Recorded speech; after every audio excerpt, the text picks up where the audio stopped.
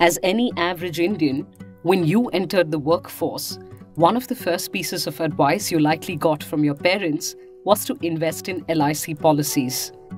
But how many of us care to find out where LIC is investing our money and how that could possibly affect our returns? Let's look at a proposed move by the government that has come under criticism. The government is considering selling stake in the stressed IDBI bank to LIC. What does this mean and why should you care? Vivek Kaul, author of the Easy Money trilogy, explains. IDBI Bank is by far the worst performing of all public sector banks. So the bad loans ratio is around 28%. This essentially means that out of every 100 rupees that they have lent out, 28 haven't been repaid for 90 days or more. In absolute numbers, the bad loans are around 55,000 crore. Now, what happens is that, when a bank loses money at the rate IDBI is, it constantly needs capital inflows from the owner to keep it running. So the owner in this case, the majority owner in this case happens to be the government of India. So they've been pumping money into the bank over the years and they've sort of ensured that it keeps running. But have LIC funds been tapped into by the government before? LIC typically has been used to rescue a lot of government deals in the past. There are public sector IPOs which haven't gone through, so LIC has been brought in. How is LIC bailing out IDBI different then? Many of the companies which LIC bought in the past had some sort of a business model. Now this bank with 28% NPA and 55,000 crore of bad loans, and on top of that there are 60,000 crore of what in banking terminology are known as stressed loans. It has been seen in the past that a lot of the stressed loans have been have become bad loans over a period of time.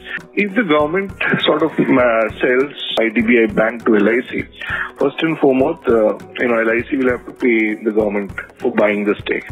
So currently LIC owns around 10.82% of IDBI Bank. If it wants 51% stake, it will have to buy a little over 40% more, which as of yesterday amounted to around 10,000 crore.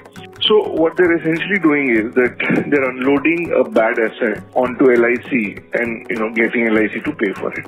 If the LIC becomes a 51% owner, the onus is on LIC to keep the bank running. But aren't IDBI and LIC both government-run? And don't government-run entities buy other government-run entities? Like ONGC bought HPCL.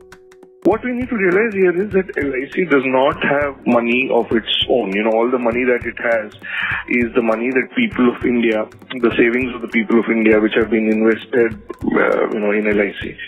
When we essentially buy an LIC policy, the premium that we hand over to LIC is what will be used to buy IDBI Bank. This is not money of the government, moving from one arm of the government to another arm of the government. LIC does not have any money of its own. All the money that it has is money that the citizens of India have handed over to LIC in the hope that LIC will sort of invest it in the safest possible manner and return it, back to them in the form of, either returns or bonuses or stuff like that. Some people argue that LIC has a huge investable corpus, and if IDBI turns around in, say, 5 years, it could benefit LIC. LIC has no previous, core banking experience. What one needs to understand here is that, LIC is neither a hedge fund, nor is it an asset reconstruction company, nor is it a private equity fund buying distressed assets. It is a proper insurance company which needs to make safe investments. It is not in the business of speculating. It has been argued that the government's Air India disinvestment plan has failed spectacularly, and it doesn't see any private equity takers for a failing entity like IDBI, so LIC coming in will help it partly meet its disinvestment target. This is a problem that the government has to handle at its own level. It is now being sort of dumped onto the citizens of India. And that helps the government because, A, it gets money to sell the bank, and B, it does not have to put more money in order to run the bank. So, both these factors essentially help in, controlling the fiscal deficit. The government may come out with a better fiscal deficit number, but it doesn't really mean anything because you're not solving the problem. You're essentially postponing it.